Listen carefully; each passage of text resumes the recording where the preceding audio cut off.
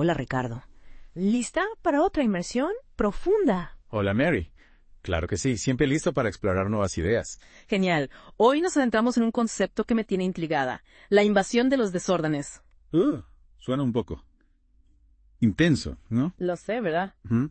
Y antes de que nuestro oyente piense que vamos a hablar de desorden en el sentido de caos. Sí, como un cuarto desordenado o una vida caótica. Exacto. Aclarémosle que no es así. Totalmente, no se trata del desorden como algo negativo, sino de una idea mucho más profunda. Me encanta. Entonces, ¿por dónde empezamos? ¿Qué nos dice Morín sobre el orden y el desorden? Bueno, Morin nos invita a repensar la relación entre estos dos conceptos.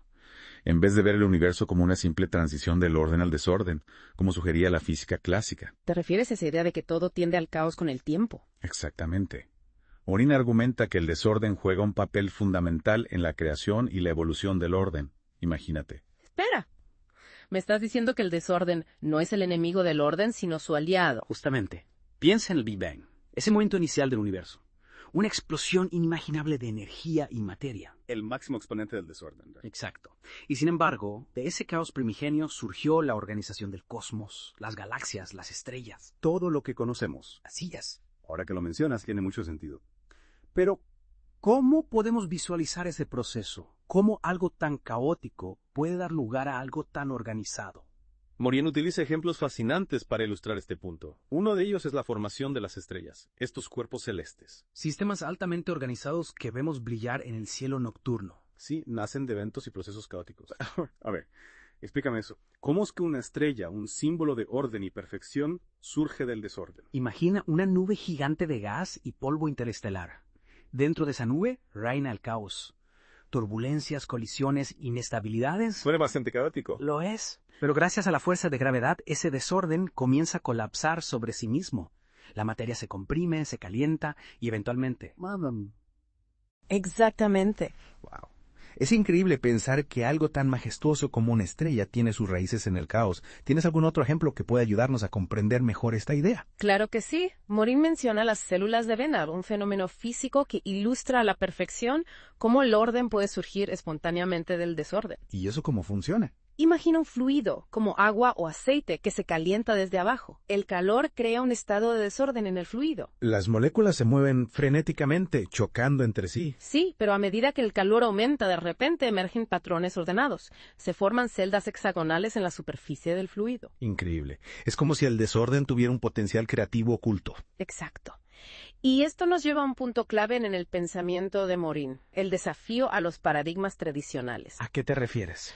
Morín nos reta a cambiar de paradigma, nos invita a dejar de lado la visión determinista del universo, donde todo está preestablecido y el futuro ya está escrito. Esa idea del universo como un reloj perfecto. Exacto. Y adoptar una visión dinámica y evolutiva, donde azar y la aleatoriedad juegan un papel fundamental. Es como si estuviéramos cambiando la imagen de un reloj perfecto, donde cada engranaje tiene una función predeterminada, por la imagen de un juego, donde hay reglas, sí, pero también hay espacio para la improvisación, para la sorpresa. Precisamente.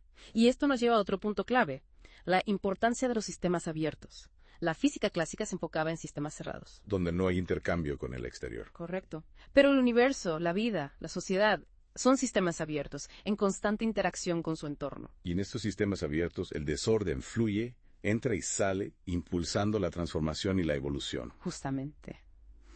Esto me hace pensar en cómo nosotros, como seres humanos, interactuamos con el mundo que nos rodea.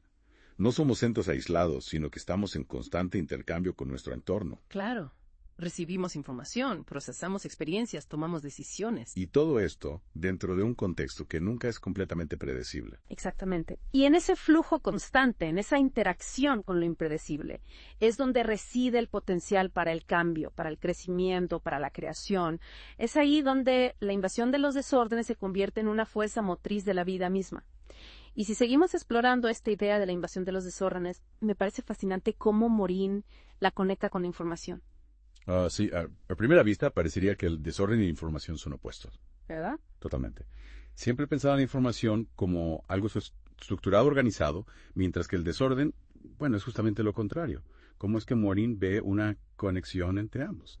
Morin nos propone que la información no surge de la nada, sino que se genera a través de un proceso complejo en el que el desorden juega un papel esencial para entenderlo mejor. Volvamos al ejemplo de la formación de las estrellas. Me parece una buena idea. Ya vimos cómo las estrellas nacen del colapso gravitacional de nubes de gas y polvo interestelar donde reina el caos. Pero ¿dónde entra la información en todo esto? Presta atención. Durante este proceso caótico, la materia no solo se comprime y se calienta, sino que también se organiza. La formación de una estrella implica la creación de un sistema complejo con una masa, una temperatura, una luminosidad específicas. Y toda esa información, todos esos datos que definen a la estrella, están codificados en su propia estructura.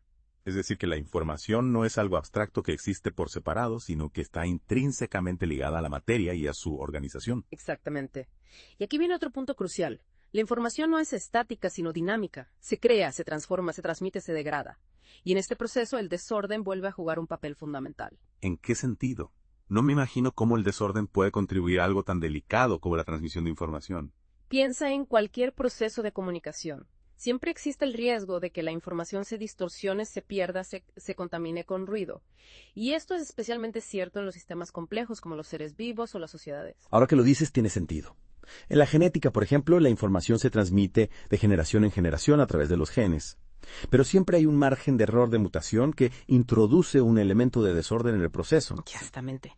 Y esas mutaciones, aunque en principio pueden parecer un error, son en realidad una fuente de variabilidad genética y por lo tanto de evolución. Sin ese toque de desorden, la vida no podría adaptarse a los cambios del entorno. Es asombroso. El desorden que solemos asociar con lo negativo resulta ser esencial para la vida y la evolución. ¿Qué otros secretos nos revela Morin sobre la relación entre el desorden y la información? Morin introduce un concepto fascinante. La negoentropía.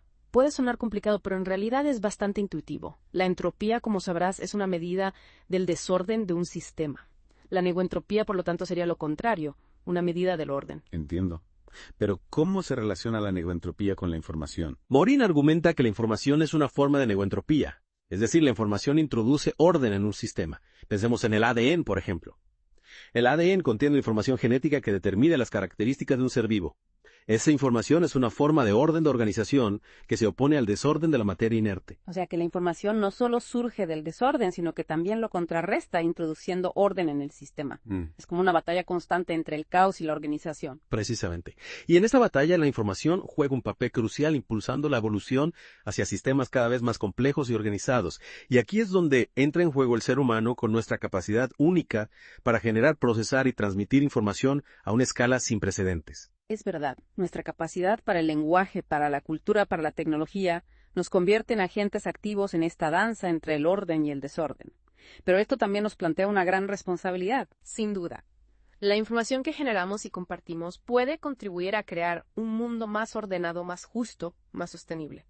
O puede, por el contrario, aumentar el caos, la desigualdad y la destrucción. Depende de nosotros elegir qué camino queremos tomar. Y bueno, ya que hemos explorado cómo el desorden no es simplemente la antítesis del orden, sino un componente esencial en la generación de la organización y la información. Exacto. Hemos visto cómo, desde la formación de las estrellas hasta la evolución de la vida, el desorden es una fuerza dinámica que impulsa la creación y la complejidad. Así es. Y ahora, llegamos a la pieza central del pensamiento de Morin, el pensamiento complejo. Al principio, confieso que me intimidaba un poco. Pensaba que necesitaba un doctorado en filosofía para siquiera empezar a comprenderlo. Es comprensible. El término suena un poco abrumador, pero la belleza del pensamiento complejo reside en su accesibilidad. No se trata de complicadas ecuaciones o jerga académica. Es una forma de mirar el mundo que todos podemos cultivar. Me gusta eso.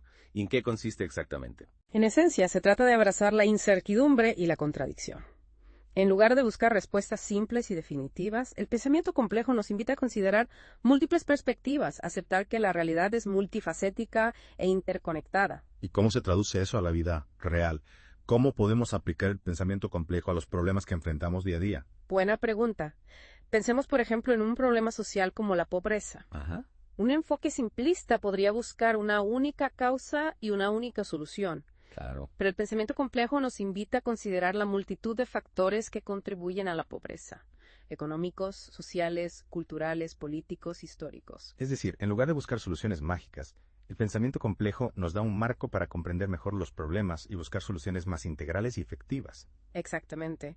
El pensamiento complejo no ofrece respuestas fáciles, pero nos proporciona una herramienta poderosa para navegar por la complejidad del mundo. Nos ayuda a ver las conexiones entre diferentes fenómenos, a reconocer patrones que se repiten a diferentes escalas. Y a tomar decisiones más informadas. Así es. Y volviendo a la invasión de los desórdenes, ¿cómo se relaciona el pensamiento complejo con este concepto? El pensamiento complejo es precisamente la herramienta que necesitamos para navegar en la incertidumbre y la complejidad que caracterizan a la invasión de los desórdenes. Nos permite ver el desorden no como una amenaza, sino como una fuente de creatividad, de evolución, de nuevas posibilidades. Es decir, en vez de intentar controlar o eliminar el desorden. Exacto.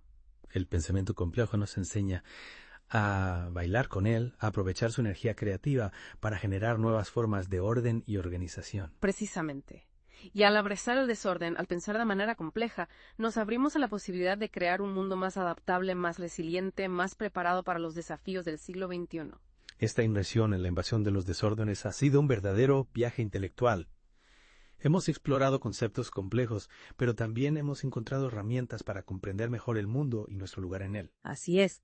Espero que esta exploración les haya inspirado a abrazar la complejidad, a ver el desorden con nuevos ojos y a utilizar el pensamiento complejo para construir un futuro más justo y sostenible. Y hasta nuestra próxima inmersión, les invitamos a seguir cuestionando, explorando y descubriendo la fascinante complejidad del mundo que nos rodea.